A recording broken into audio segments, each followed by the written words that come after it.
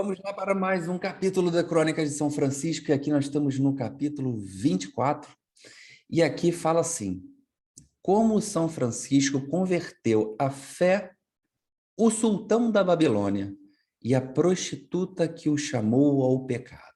Vamos lá nessa história?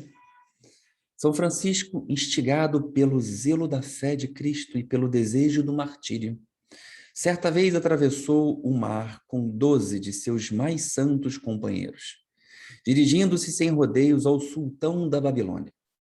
E chegaram ao povoado dos sarracenos, cujas passagens eram vigiadas por homens tão cruéis que nenhum cristão ali passando podia escapar e não ser morto. Como aprouve a Deus, não foram mortos, mas capturados, surrados, amarrados e conduzidos à presença do sultão. E estando diante dele, São Francisco, instruído pelo Espírito Santo, fez uma pregação tão divina sobre a fé de Cristo, que até seus captores quiseram, por sua fé, entrar no fogo. Com isso, o sultão começou a ter enorme devoção por ele, tanto pela constância de sua fé, quanto pelo desprezo do mundo que nele vivia. Pois, embora paupérrimo, recusava todos os seus presentes, bem como pelo fervor do martírio que o mal se continha no santo. Daquele ponto em diante, o sultão o ouvia com gosto e rogou-lhe que muitas vezes voltasse a vê-lo, concedendo liberdade a ele e seus companheiros para que pregassem onde bem entendessem. E deu-lhes um penhor, pelo qual ninguém os poderia ofender. Tendo então tal liberal licença, São Francisco mandou seus companheiros eleitos de dois em dois a diversas partes dos sarracenos para pregar a fé de Cristo. E ele mesmo, tomando um dos seus, escolheu um povoado, onde chegando encontrou um albergue para repousar.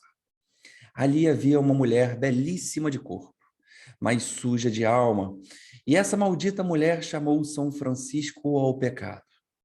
Disse-lhe São Francisco: eu aceito, vamos ao leito. Ela o ia conduzindo ao quarto. Disse então São Francisco: vem comigo, eu te conduzirei ao mais belo leito. E conduzindo a uma enorme fogueira que se mantinha acesa naquela casa, e com fervor de espírito se despiu por inteiro e se lançou ao lado do fogo, no espaço com brasas, e convidou-a a despir-se e deitar-se consigo naquele leito macio e belo.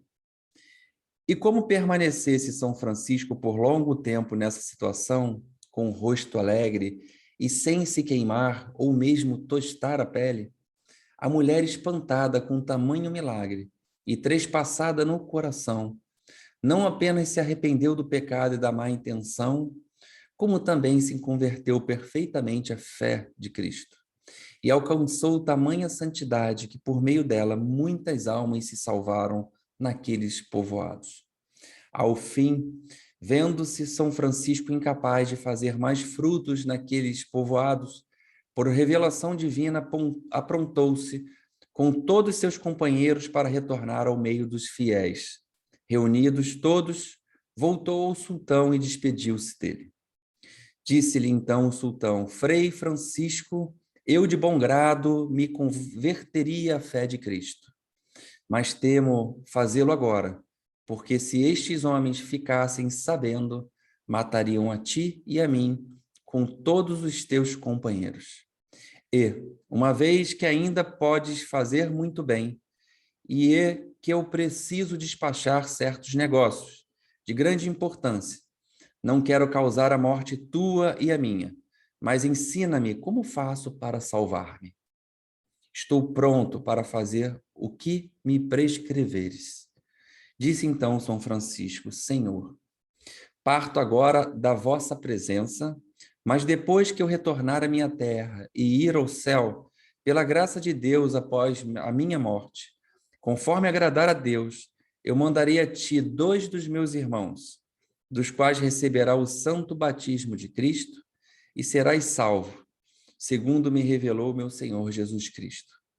E tu, Neste meio tempo, livra-te de todo empecilho, a fim de que, quando vier a ti a graça de Deus, possa impelir-te pronto à fé e à devoção. E assim prometeu fazer e fez. Feito isto, São Francisco retornou com o venerável colegiado de seus santos companheiros. Depois de alguns anos pela morte do corpo, devolveu a alma a Deus. Já o sultão, adoecendo, esperava a promessa de São Francisco e mandou posicionar em certos trechos de estradas guardas com a ordem de que, caso 2 frades aparecessem vestidos como São Francisco, serem de imediato conduzidos a ele. Naquele tempo apareceu São Francisco a 2 frades e ordenou-lhes que sem demora fossem ao sultão e lhe obtivessem a salvação, conforme lhe prometera. Os irmãos de imediato se moveram e, atravessando o mar, foram conduzidos pelos tais guardas do sultão. Vendo-os, o sultão teve enorme alegria e disse: agora eu sei, de verdade, que Deus mandou a mim os seus servos para a minha salvação. Segundo a promessa que me fez São Francisco, por revelação divina. Recebendo então dos ditos frades a formação da fé de Cristo e o santo batismo, assim regenerado em Cristo, morreu da doença que o acometia e foi salva a sua alma pelos méritos e orações de São Francisco. Em louvor de Jesus Cristo e do pobrezinho Francisco. Amém.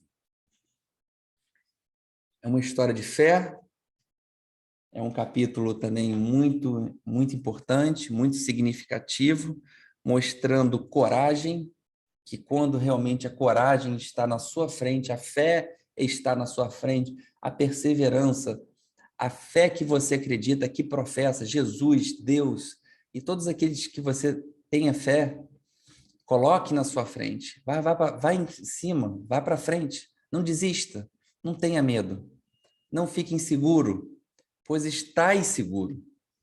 Esses grandes ensinaram para a gente, durante todo o tempo que tiveram na Terra, que realmente a fé, quando se realmente sente a fé, nada se teme, não há insegurança, porque há uma coisa muito maior na sua frente. Quando a fé te impulsiona, é o amor. E quando o amor está à sua frente, meu amigo, minha amiga, não tem quem segure. Atravessa tempos, atravessa montanhas, atravessa tudo e conseguirás realmente cumprir sua missão. E assim ele conseguiu cumprir muito bem, atravessando, né, grandes distâncias, enfrentando um desafio onde os que entravam padeciam, morriam, e ele entrou e ainda conseguiu pregar seu evangelho, entregar a sua mensagem e ainda realmente converter, trazer para uma realidade de Jesus cristã o sultão da Babilônia. Então, realmente é muito, muito, muito interessante essa história, principalmente o contato que ele tem, né, com a prostituta, né, que tenta, no caso, o perverter em utilizá-lo, né, de alguma forma, no campo material para as suas situações da carne, e ele realmente traz a questão do fogo, que é o fogo purificador das emoções desequilibradas, é aquele fogo que purifica, que neutraliza, que restaura, e isso que ele trouxe realmente, em termos simbólicos, essa passagem. Ele, de certa forma, a força que estava contida nele nesse instante purificou os excessos, os desequilíbrios, né, dessa jovem, dessa prostituta, e a fez realmente se converter na situação, talvez a que ela veio fazer nesse mundo, que é entregar uma palavra, despertar a fé nas pessoas, e assim foi, porque a partir daí ela conseguiu também trazer muitos, né, para uma visão cristã. Então, é exatamente isso que acontece na nossa vida quando estamos perdidos, de alguma forma, né, olhando para uma direção ainda muito mundana e material, quando as situações espirituais nos vêm, elas vêm para purificar, elas vêm para nos reconduzir a um bom caminho, ao caminho da alma, ao caminho do espírito, ao caminho da luz. E quando ouvimos, nos permitimos ouvir e escolhemos seguir, tudo se abre, tudo se mostra e as coisas acontecem. Então, independente das coisas que aconteçam na vida, às vezes a gente titubeia, né, como o sultão da Babilônia, em não aceitar, às vezes, o chamado antes, por as coisas que ainda tem que resolver na Terra, né, muito simbólico, né? Às vezes, as coisas mundanas, elas ganham tamanha propriedade, tamanha prioridade, que às vezes ultrapassam, em termos de desequilíbrio, o próprio equilíbrio com as coisas espirituais. E nesse momento a gente não consegue tomar a decisão de realmente se verter também às coisas do espírito. E ele escolheu se verter completamente quando o corpo já estava se mortificando. E aí ele resolve, né, receber, né, os dois frades, assim como falado por São Francisco, para encaminharem ele a um caminho espiritual, a um contato na salvação, da salvação, do contato maior com Jesus, um cristão, né?